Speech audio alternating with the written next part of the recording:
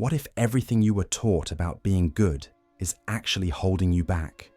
What if the people who preach kindness, honesty, and humility are the same ones quietly climbing over you? What if the path to real power isn't about playing fair, but about knowing when not to? Niccolò Machiavelli didn't tell people to be evil. He told them to be honest about how the world works. He exposed the game behind the game. The rules no one admits, but everyone plays by. He didn't write for kings. He wrote for survivors. Born in 1469 in Florence, Machiavelli grew up watching power change hands, not through elections or ideals, but through betrayal, manipulation, and force. His city called itself a republic, but behind the scenes, it was ruled by elite families who pulled the strings. Leadership was a lie, morality was a costume, and fear was the real currency. Machiavelli didn't grow bitter, he got smarter. By 28, he became a top diplomat.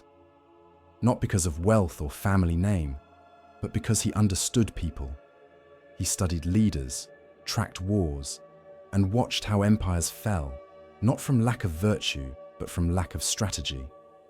His most notorious work, The Prince, wasn't a call to be cruel. It was a guide to surviving a world that already is. A world where those who cling to idealism are devoured by those who adapt. He said, "If you can be both loved and feared, great. But if you have to choose, choose fear." Why? Because love depends on others. Fear depends on you. People's love can fade.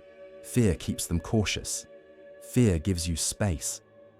He never said to be reckless. He said to be surgical, cold only when needed, sharp, controlled, efficient, like a wolf. You were taught to be moral, honest, gentle, and if everyone followed those rules, maybe the world would be fair. But Machiavelli saw what most ignore. Those rules are designed to keep the majority obedient, while a select few rule from the shadows. He didn't invent the game. He just stopped pretending it wasn't being played. In this world, it's not enough to be strong. You also have to be smart. A lion is respected for its strength, but it's the fox that avoids traps. Alone, the lion gets tricked. Alone, the fox gets crushed. But the wolf?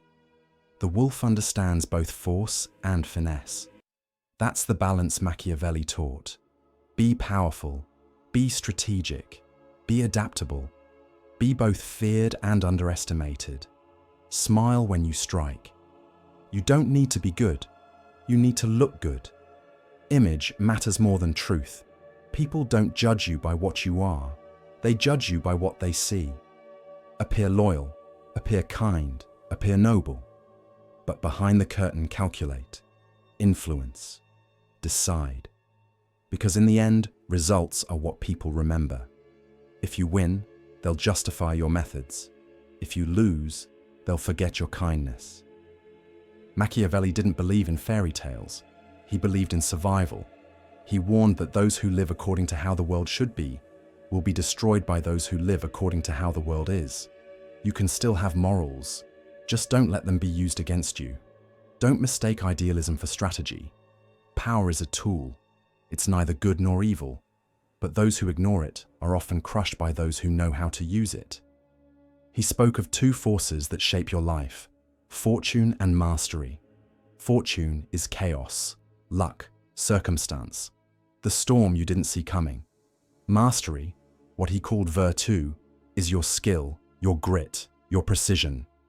You can't control luck, but you can prepare. Build before the storm hits. Train before betrayal comes. Anticipate before the knife is drawn. Machiavelli believed fortune controls half of what happens to you. The other half? That's on you. So why are you handing over all the control? If you want to live by these lessons, you need more than theory. You need habits. Stay quiet about your real intentions. Let others underestimate you. Be bold when it counts. Adapt constantly. Watch your allies closer than your enemies. Don't aim to be liked. Aim to be respected. Respect lasts longer. And above all, separate your morals from your moves. Do good where you can. but when the situation calls for it, do what's necessary. History doesn't remember those who played fair and lost. It remembers those who played smart and won. And the truth is, even the most compassionate rulers had wolves guarding their gates. Even the most peaceful societies are built on silent threats. Even the kindest people must learn to defend themselves from those who mistake kindness for weakness. You don't have to betray who you are, but you do have to protect it, because the wolf doesn't apologize for its teeth, and neither should you. Today, Machiavelli's words ring louder than ever. The battles aren't fought with swords. They're fought with headlines, contracts, and carefully staged smiles. People wear masks.